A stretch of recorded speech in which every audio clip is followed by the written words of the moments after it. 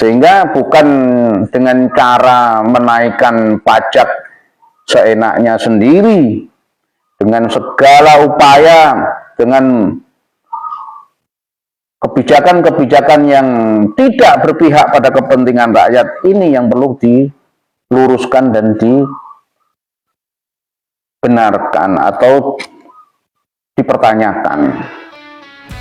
Pemikiran-pemikiran, kebijakan, keputusan-keputusan yang tidak berpihak pada kepentingan rakyat ini harus dihilangkan dalam situasi kondisi yang saat ini sangat memprihatinkan dari segi ekonomi, pendapatan pribadi masing-masing pihak, karena kesulitan untuk mendapatkan ruang pekerjaan yang sesuai dengan haknya sebagai warga negara Indonesia, khususnya para generasi muda kita.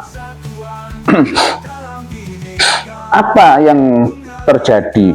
Kenapa itu terjadi? Sedikit nanti kita urai supaya ini menjadi pemahaman kita semua. Kita sebagai lembaga independen dan profesional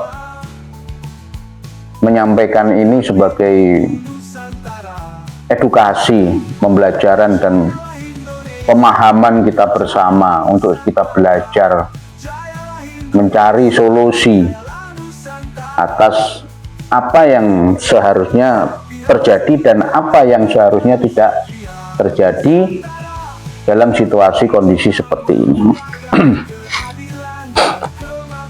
Dulu POC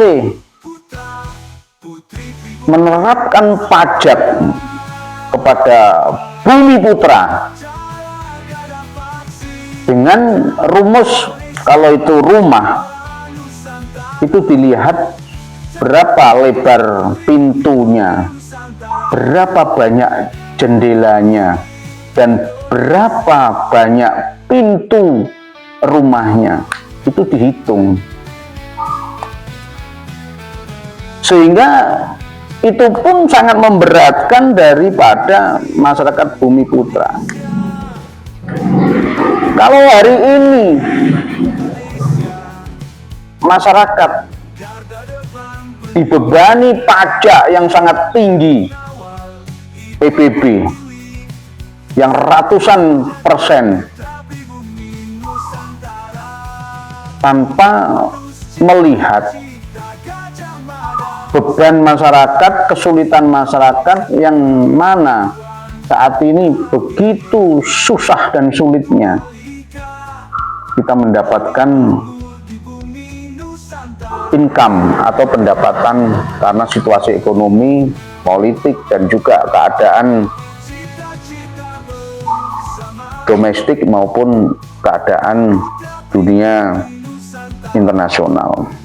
Sehingga bukan dengan cara menaikkan pajak seenaknya sendiri, dengan segala upaya, dengan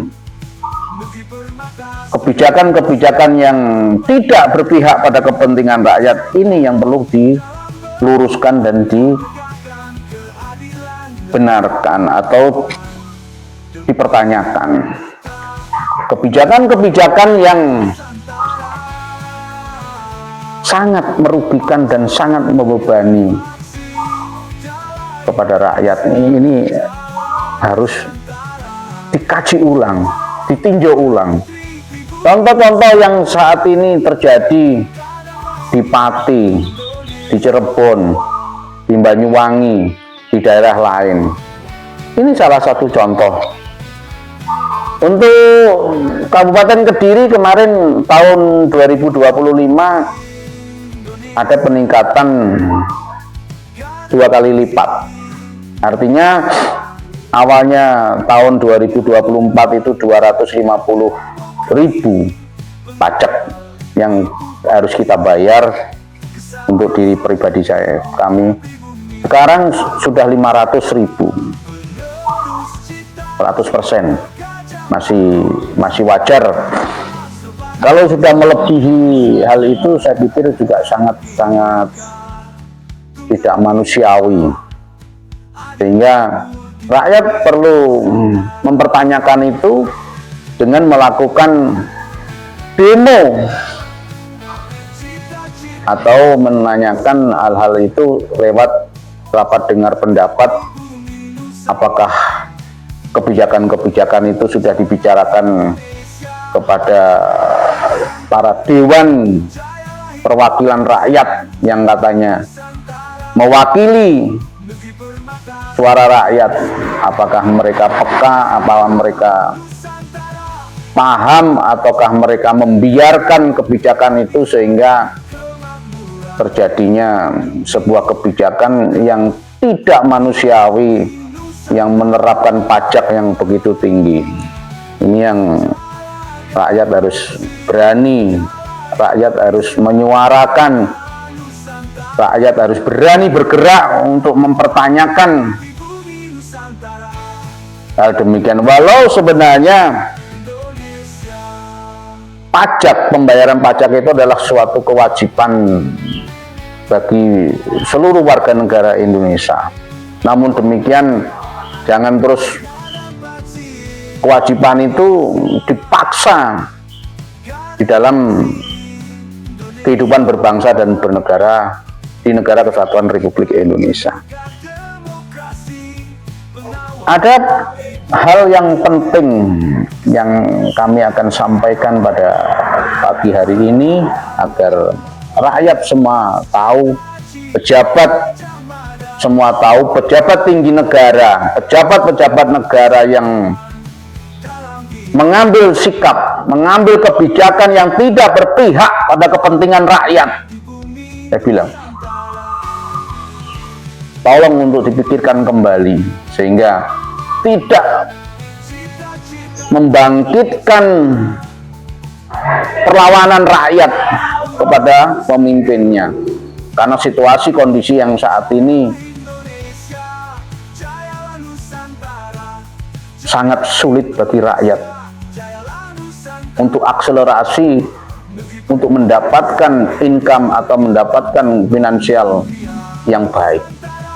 Ini sesuatu hal yang harus peka, baik pejabat pusat maupun daerah, peka melihat situasi, kondisi, persoalan, kesulitan daripada masyarakat. Jangan seenaknya mengambil kebijakan sehingga membangkitkan emosional daripada masyarakat kita. Psikologis rakyat ini sedang tidak baik, sehingga jangan bermain-main api untuk menarik pajak yang tinggi kepada rakyat warga negara Indonesia dalam situasi seperti ini. Bagaimana supaya terpenuhi anggaran belanja negara, anggaran daerah?